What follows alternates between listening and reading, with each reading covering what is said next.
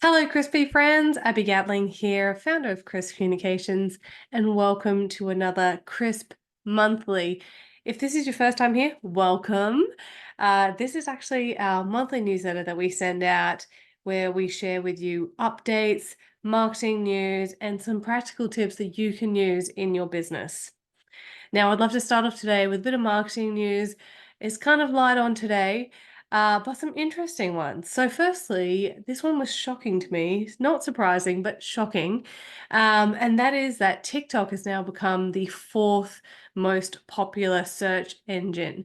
It has been steadily rising in popularity, especially with the youngest generation, but now it's actually taken up the top four spot, and that is after Google, YouTube, Bing, and then TikTok is sitting there fourth.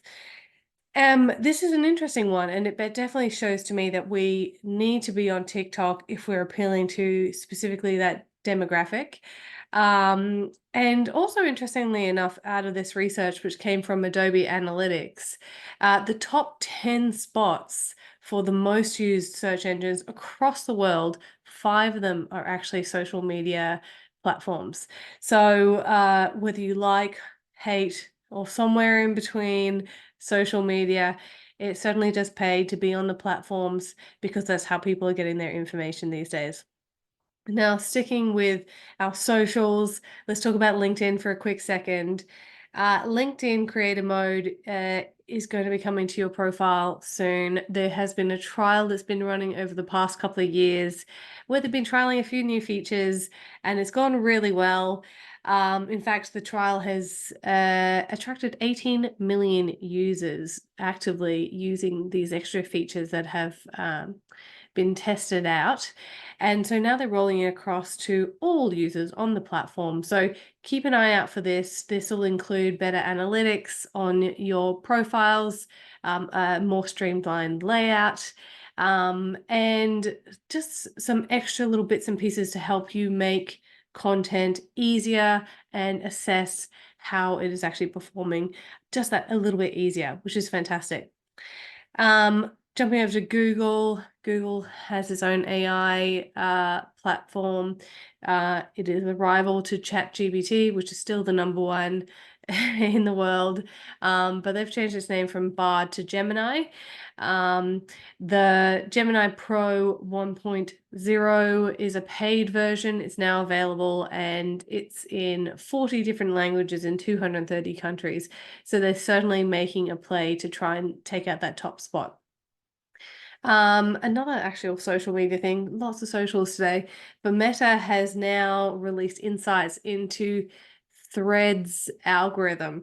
So as you may know, Threads was released last year. It is a new social media platform, kind of rivaling Twitter/X, but it is not that popular. It originally had a whole heap of people join it, but actually that hasn't sustained. Usage of the platform hasn't really been sustained.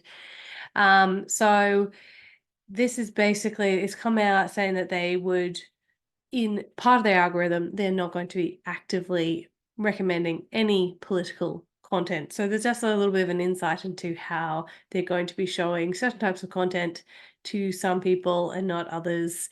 All very interesting. As stay tuned to see more of this come out.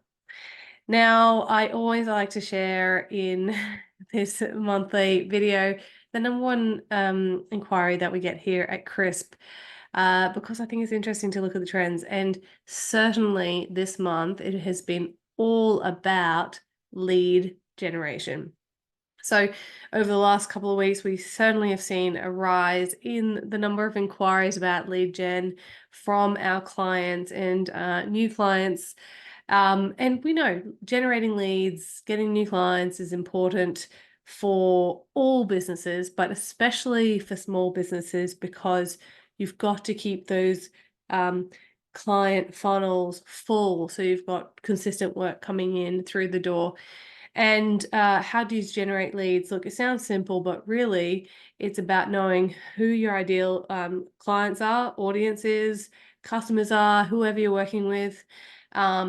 It's making sure that you're getting your business in front of that ideal target audience, and then authentically nurturing that relationship so they go from just finding you to liking you to actually wanting to work with you. Um, Before you do that, you need to have a pretty solid marketing foundation in place. And we suggest that you focus on that before you go ham on lead generation. You don't want to get people in the door and come through to a poorly performing website or, haphazard branding, because that just won't give the impression that you're after. And it's not worth putting the effort in to get people in the door just for them to be turned away. So I've written a couple of pieces about this month because I've been super inspired by the types of inquiries that we've been getting. Uh, the first one is I've prepared an article about 7 lead magnets for financial advisors.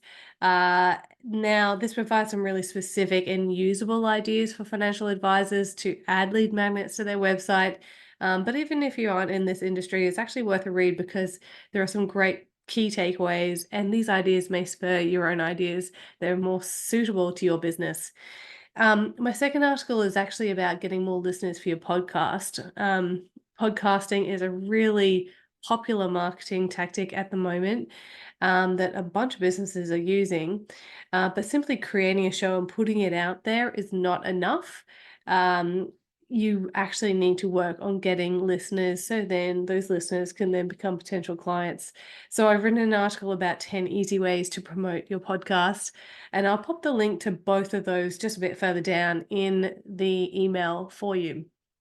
Well, thanks so much for tuning in to another update from me. I look forward to seeing you next month. And as always, if you have any questions, queries, concerns, please do reach out. Take care.